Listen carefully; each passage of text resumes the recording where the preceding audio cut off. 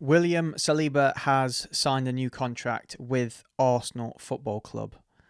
And I think we need to start having a serious conversation about Arsenal Football Club as a very, very serious football club that means business. This announcement, when you actually think about it and you actually deep it, is absolutely huge for Arsenal. William Saliba has always been the one player that rival fans and Arsenal fans deep down thought that one day could leave Arsenal Football Club if we don't start to win trophies. And a lot of people were thinking that he would never commit his long-term future to Arsenal. Saliba is 24 years old, is in the prime of his career, and obviously has been linked with a move to Real Madrid, which, as people say, was the pinnacle of football. And I think you can see where this conversation is about to go.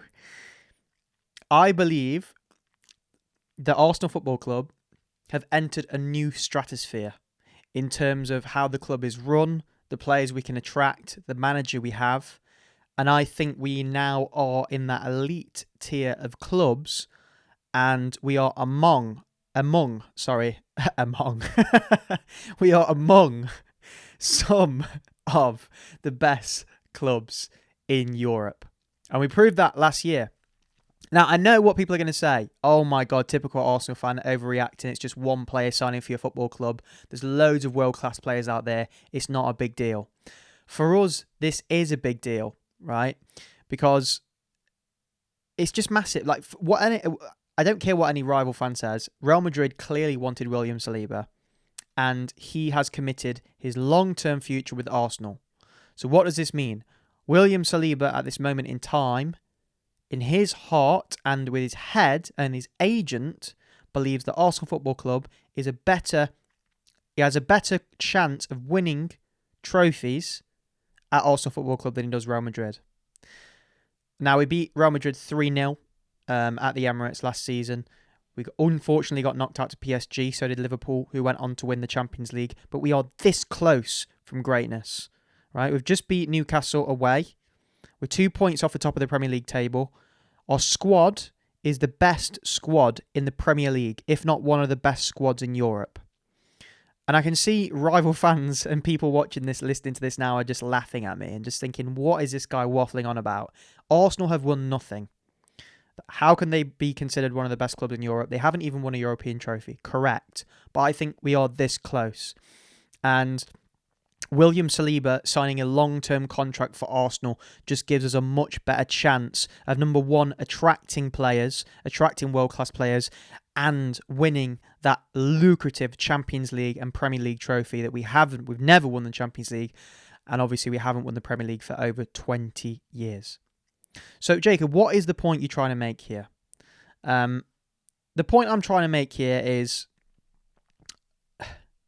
I think a lot of players looking at Arsenal, players that already play for the club, players that don't play for Arsenal, and they're looking at Arsenal now as one of the top clubs to go to win major trophies. Yes, we haven't won a major trophy yet, but this season, I do believe especially if we do win a major trophy this season, which I believe we will, God willing, unless something terrible happens, Saliba gets injured, I doubt it, then things are going to change, and we could be a club now that could dominate for the next few years in the Premier League and in European football. Let me just put this into context for you, because a lot of people watching this video are going to be pissed off thinking, who the hell do you think you are? I know you've had a good squad, you've came second 3 times, big deal. You've won nothing, and you're getting a bit carried away just because Saliba signed a contract. But just hear me out, okay? So firstly, what Saliba said in his interview is quite revealing. So he says here, I feel at home, we have a good team, we have a good squad, we have good staff, the coach is perfect for me, so it is the best place to be. Arteta has had a lot of criticism passed his way. And, on some occasions, rightly so, right? I completely understand it. I've criticised him many times, but you cannot deny the pull he has on players and that magnetic thing that he just has. That's with the Spanish players, he's got Spanish connection. He obviously is a very well-respected manager, which is crazy considering that this is his first job and his first time in management. He didn't have an illustrious playing career. Yes, he played for Arsenal, PSG, Rangers, but he never won a European trophy. He never really won any major trophies, to be honest. Correct me if I'm wrong, he might have won a League One at PSG, etc.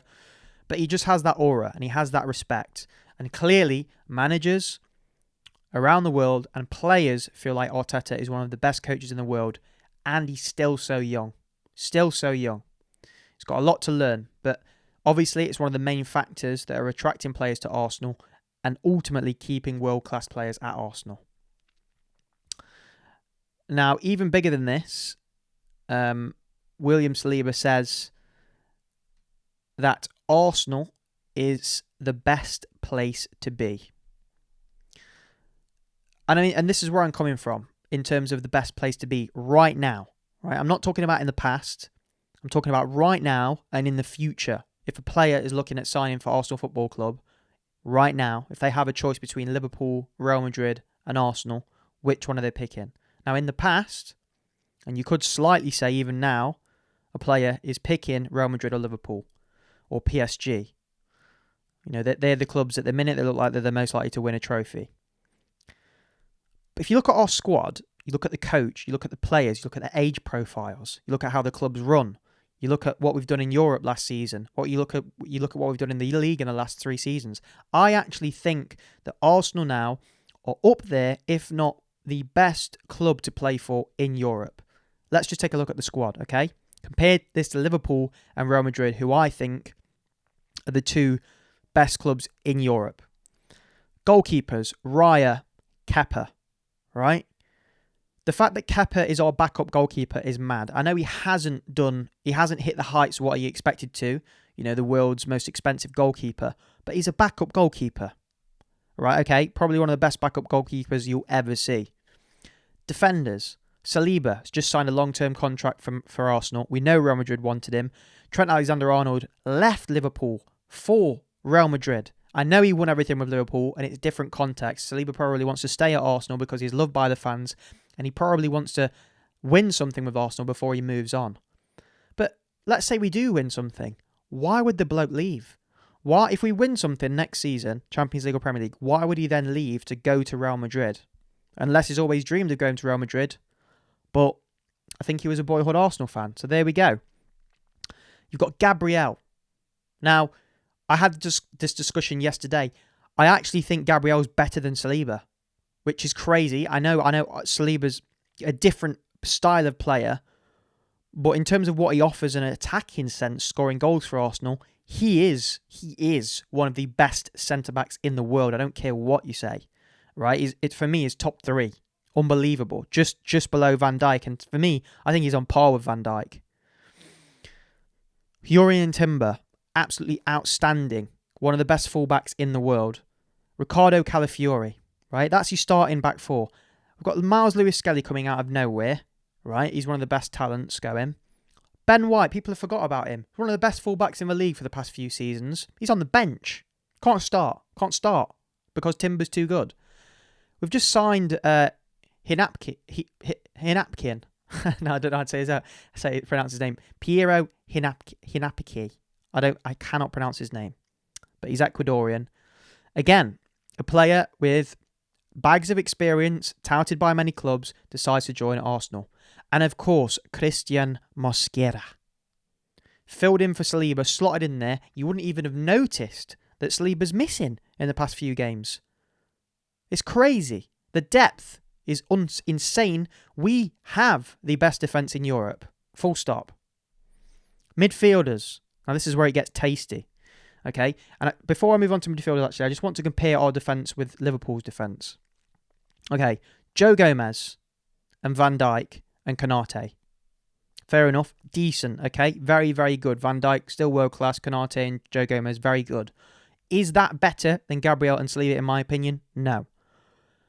Then, if you look at this, Kyrkez and Frimpong, of course, brilliant fullbacks, amazing signings. Kyrkez, he's not on that level, I don't think, at the minute. Defensively, a bit erratic. Played for Bournemouth. I don't know if he's on that level. But then you look at the backups, really. This is where our squad depth really comes in. Liverpool have got Connor Bradley and some guy called Giovanni Leone, Rhys Williams and Calvin Ramsey. They haven't even got profile pictures on the Liverpool website. Compare that to us, and you've got Miles Lewis-Skelly, Ben White, Christian Mosquera, and Hinakpi. God forbid I cannot pronounce his name. But do you know what? Do you understand what I'm saying? Depth is crazy. Real Madrid, Rudiger, right? Hang on 1 second, I've lost their squad. So Real Madrid, for example, backup goalkeeper, Lunin, he's supposed to be decent to be fair. But Carvajal, he's getting on. Militao, is he that good? Alba, he's definitely past it. Trent, good, but injury prone. Asensio, Fran Garcia, Carreras, Mendy. I mean, honestly, it's not that great. It's not as good as Arsenal, okay? It's not even as good as Liverpool. Move on to the midfield. Ødegaard, Nergaard, decent. He was one of Brentford's best midfielders over the past few years. He's back up. Ethan Nwaneri coming through. Mikel Merino, one of the best headers of the ball in Europe, scored a hat-trick for Spain the other week. Martin Zubimendi, starting over Rodri in Spanish midfield at the moment. Declan Rice. We know about Declan Rice. It's insane. You know, you compare this to Liverpool's midfield as well. Florian Wirtz, he's not hit the ground running. Okay, McAllister, World Cup winner, of course. Curtis Jones, Gravenberch. But then you look at the actual depth that Liverpool have got in the midfield. Endo, he's not that great. Tommy Pilling, Trey Ndoye, Stefan, Kieran Morrison. Who are these people? They just haven't. Our depth is crazy.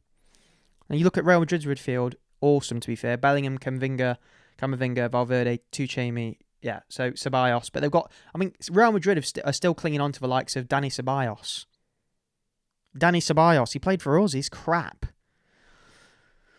Sorry, I know I'm going a bit in depth on this, but I just want to reiterate, this is a generational squad depth from Arsenal. And then you say the best to last, and you look at our attack. This is absolutely sensational. Bukayo Saka, Eze, Gyökeres. Trossard, Martinelli, who were our starters last year, and we get into most teams in Europe, on the bench. Then a player's injured. Noni Madueke, one of the most promising England wingers and a promising England and Premier League winger. Kai Havertz, say what you want about Kai Havertz, but he's very good. Gabriel Jesus. This is ridiculous. It's absolutely ridiculous. And I know Liverpool have got Isak, and I know they've got Ekitike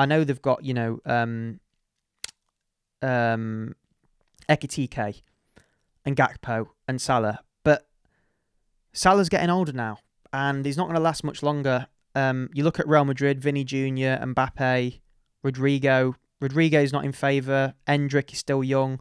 So I look at Real Madrid's forwards, and I'm thinking they've only got Vinny Jr. and Mbappe. And the rest of them are average. I mean, look at Gonzalo Brahim. I don't even know who this guy is. Mastinartano. No idea. So basically, what I'm trying to say is, people are saying that we've got the best squad in the Premier League. The Premier League is the strongest league in the world. I think we've got the best squad in Europe. In European football. So ultimately, we have to win something this year. Arteta has to win something this year. And I do think if Arsenal Football Club do win something this year, then we could potentially solidify our place in Europe's top 5 clubs for the next 5 years minimum. When you look at the age profiles and the kind of player that we're signing and the kind of players that we're attracting, it's absolutely mental, the potential of this Arsenal team. And I hope that it does not go to waste. People were comparing us to Pochettino's Tottenham team that came second and got to the Champions League final.